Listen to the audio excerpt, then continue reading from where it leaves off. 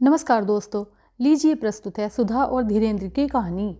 कहानी पसंद आए तो लाइक करें, शेयर करें और अगर आप हमारे चैनल पर पहली बार आए हैं तो प्लीज़ सब्सक्राइब भी कर लें।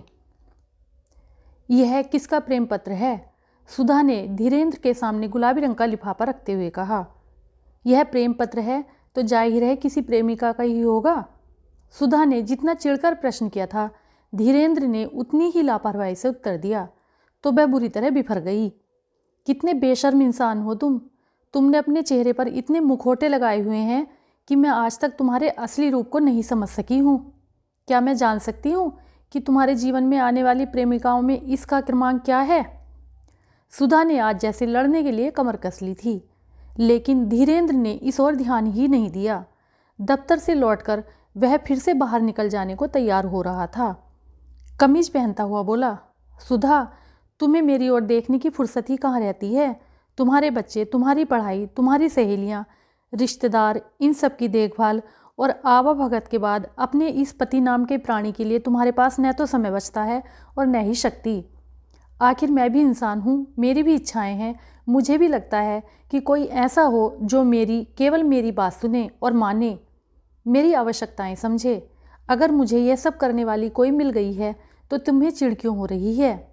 बल्कि तुम्हें तो खुशी होनी चाहिए कि अब तुम्हें मेरे लिए परेशान होने की ज़रूरत नहीं है। धीरेन्द्र की बात पर सुधा का खून खौलने लगा। क्या कहने आपके? अच्छा यह बताओ, जब बच्चे नहीं थे, मेरी पढ़ाई नहीं चल रही थी, सहेलियाँ, रिश्तेदार कोई भी नहीं था, मेरा सारा समय जब केवल तुम्हारे लिए ही था, तब इन देखभाल करने वालियों की तुम्हें क्या ज़रूरत पड़ गई थी?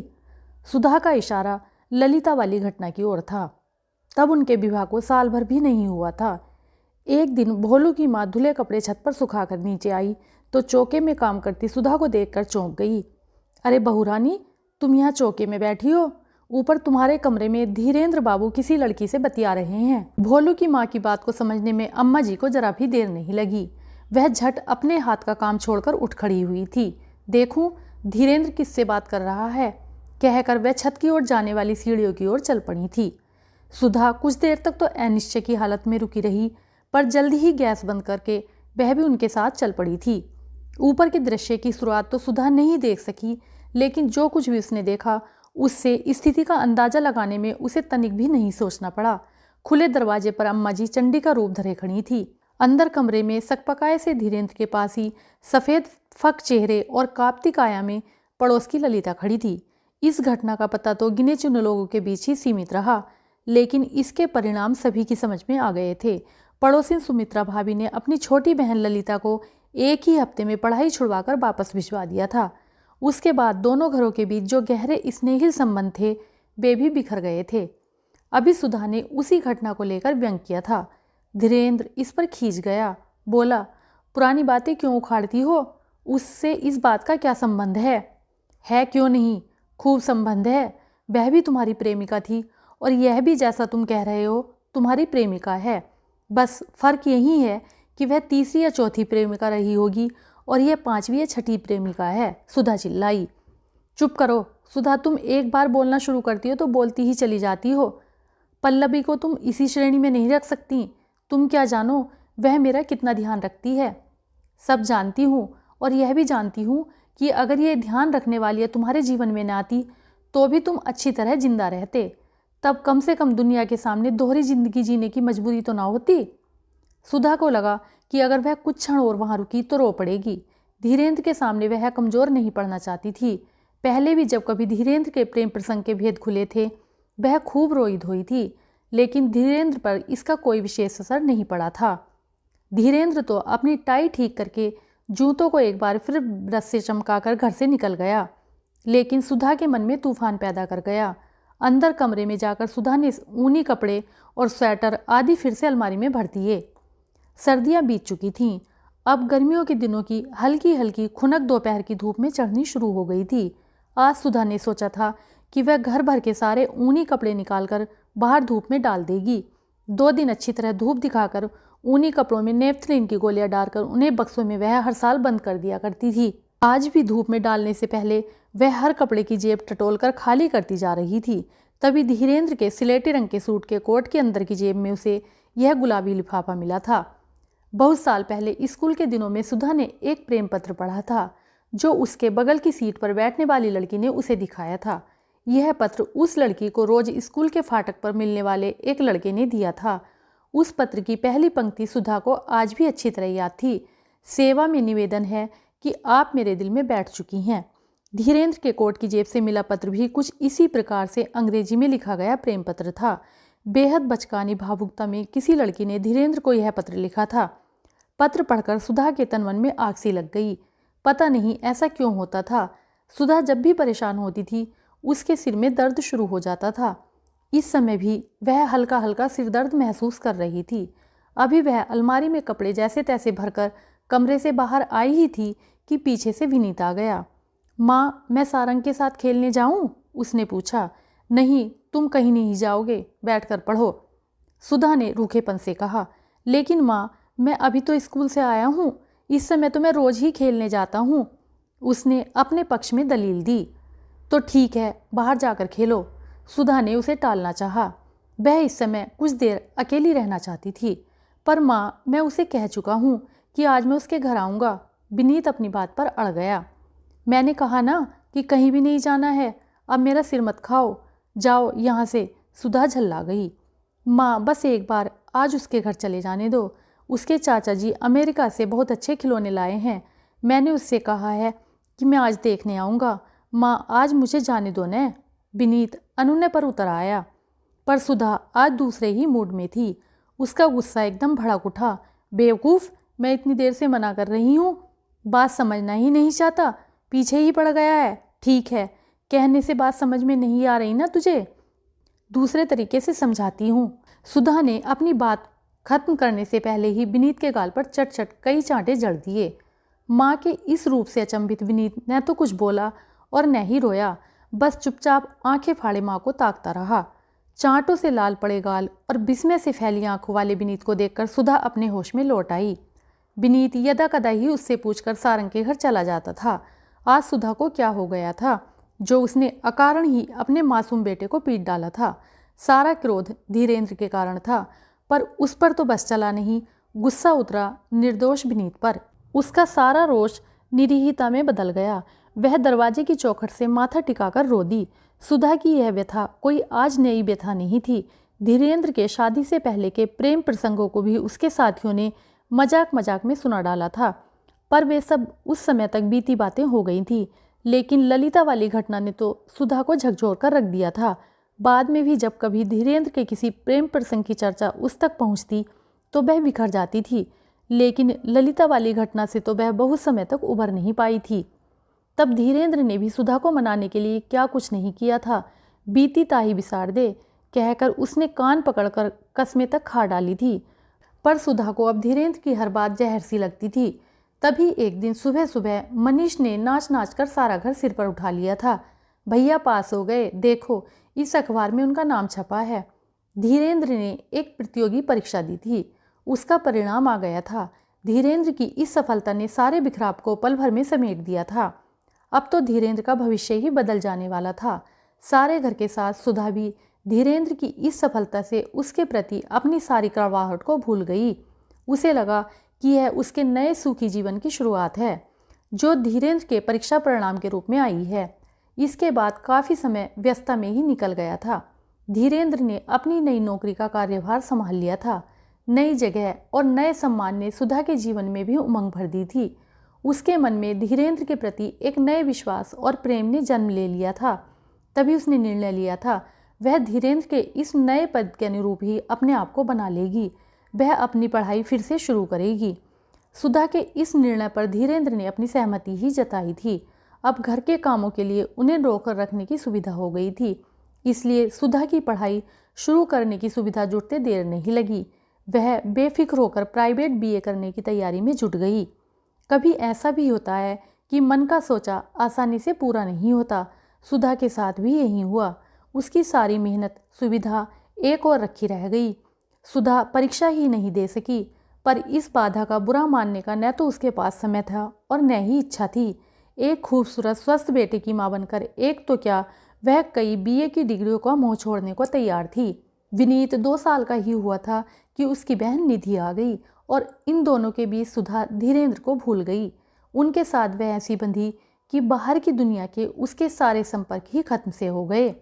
घर और बच्चों के बीच उलझी सुधा तक धीरेंद्र की गतिविधियों की उड़ती खबर कभी कभी पहुंच जाती थी कि वह अपने दफ्तर की कुछ महिला कर्मचारियों पर अधिक ही मेहरबान रहता है।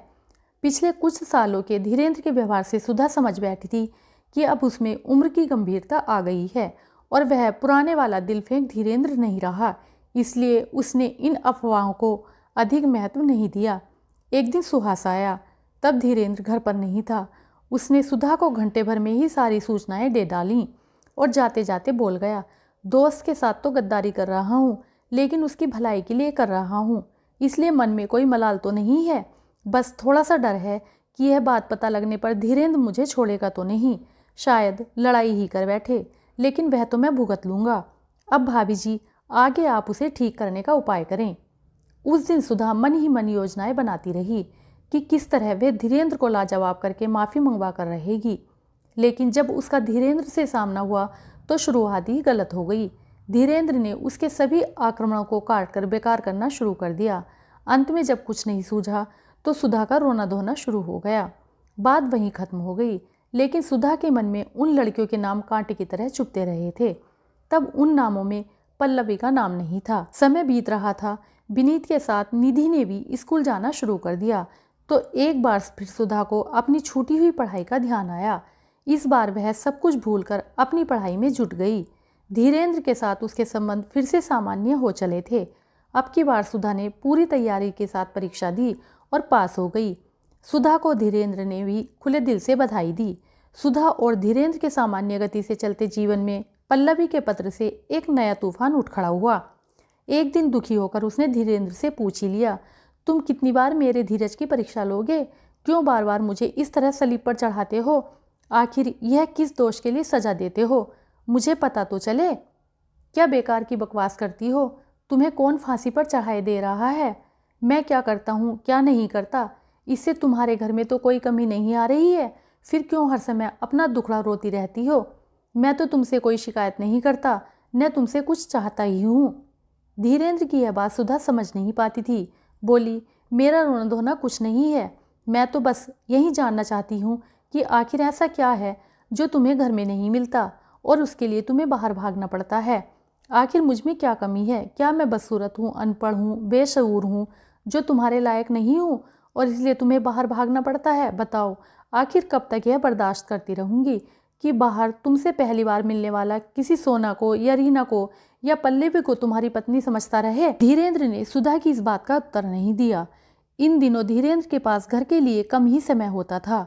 उतने कम समय में भी उनके और सुधा के बीच बहुत ही सीमित बातों का आदान प्रदान होता था। एक दिन धीरेंद्र जल्दी ही दफ्तर से आ गया, लेकिन जब वह अपनी अटैची में कुछ कपड़े भरकर बाहर जाने लगा तो सूचना देने भर को सुधा को बोलता गया था, बाहर जा रहा हूँ, 1 हफ्ते में लौट आऊँगा। लेकिन वह तीसरे दिन ही लौट आया। 2 दिन से वह गुमसुम बना घर में ही रह रहा था। सुधा ने धीरेंद्र को ऐसा तो कभी नहीं देखा था। उसे कारण जानने की उत्सुकता तो जरूर थी, लेकिन खुद बोलकर वह धीरेंद्र से कुछ भी पूछने में हिचकिचा रही थी। उस दिन रात को खाना खाकर बच्चे सोने के लिए अपने कमरे में चले गए थे। धीरेंद्र सोफे पर बैठा कोई किताब पढ़ रहा था और सुधा क्रोशिया धागे में उलझी उंगलियां चलाती पता नहीं किस सोच में डूबी थी। टन टन करके घड़ी ने 10 बजाए तो धीरेंद्र ने अपने हाथ की किताब बंद करके एक और रख दी। सुधा भी अपने हाथ के क्रोशिये और धागे को लपेटकर उठ खड़ी हुई। धीरेंद्र काफ़ी समय से अपनी बात करने के लिए उपयुक्त अवसर का इंतजार कर रहा था। अभी जैसे उसे वह समय मिल गया, अपनी जगह से उठकर जाने को तैयार सुधा को संबोधित करके बोला, तुम्हें जानकर खुशी होगी कि पल्लवी ने शादी कर ली है। क्या? आश्चर्य से सुधा जहाँ खड़ी थी वहीं रुक गई। पल्लवी को अपना समझ करके मैंने उसके लिए क्या कुछ नहीं किया था। उसकी तरक्की के लिए कितनी कोशिश मैंने की है यह मैं ही जानता हूँ। जैसे ही तरक्की पर तबादला होकर वह यहाँ से गई, उसने मुझसे संबंध ही तोड़ लिए। अब उसने शादी भी कर ली है। उसी से मिलने गया था। मुझे देखकर वह ऐसा नाटक करने लगी जैसे वह मुझे ठीक से जानती तक नहीं है। ना शुक्रेपन की कहीं कोई हद तो होती है। लेकिन तुम्हें इन बातों से क्या मतलब? तुम तो सुनकर खुशी होंगी ना। धीरेंद्र स्वागत भाषण सा कर रहा था। जब वह अपना बोलना खत्म कर चुका तब सुधा बोली, यह पल्लवी की कहानी बंद होना मेरे लिए कोई नई बात नहीं रह गई है। पहले भी कितनी ही ऐसी कहानियाँ बंद हो चुकी हैं और आगे भी न जाने कितनी ऐसी ही कहानियाँ शुरू होंगी और बंद होंगी। अब तो इन बातों से खुश या दुखी होने की स्थितियों से मैं काफ़ी आगे जा चुकी हूँ। इस समय तो मैं एक ही बात सोच रही हूँ, तुम्हारी ललिता, सोना, रीना, पल्लवी की तरह मैं भी स्त्री हूँ। देखने भालने में मैं उनसे कम सुंदर नहीं रही हूँ। पढ़ाई में भी अब मुझे शर्मिंदा होकर मुँह छिपाने की ज़रूरत नहीं है। फिर क्या कारण है कि ये सब तो तुम्हारे प्यार के योग्य साबित हुई और खूब सुखी रहीं, जबकि अपनी सारी एक निष्ठता और अपने इस घर को बनाए रखने के सारे प्रयत्नों के बाद भी मुझे सिवा कुड़न और जलन के कुछ नहीं मिला। मैं तुम्हारी पत्नी हूँ, लेकिन तुम्हारा कुछ भी मेरे लिए कभी नहीं रहा। वे तुम्हारी कुछ भी नहीं थी, फिर भी तुम्हारा सब कुछ उनका था। सारी जिंदगी मैं तुम्हारी ओर इस आशा में ताकती रही कि कभी कुछ समय को ही सही तुम केवल मेरे ही बनकर रहोगे। लेकिन यह मेरी मृत तृष्णा है, जानती हूँ। यह इच्छा इस जीवन में तो क्या शायद कभी पूरी नहीं होगी। पल्लवी ने शादी कर ली। तुम कहते हो कि मुझे खुशी होगी, लेकिन तुम्हारी इस पल्लवी की शादी ने मेरे सामने एक और सत्य उजागर किया है। मैं अभी यही सोच रही हूँ कि अपने जीवन के उन सालों में जब छोटे छोटे दुख सुख भी बहुत महसूस होते थे, तब मैं बस तुम्हारी ही और आशा भरी निगाहों से क्यों ताकती रही। तुम्हारी तरह मैंने भी अपने विवाह और अपने सुख को अलग अलग करके क्यों नहीं देखा।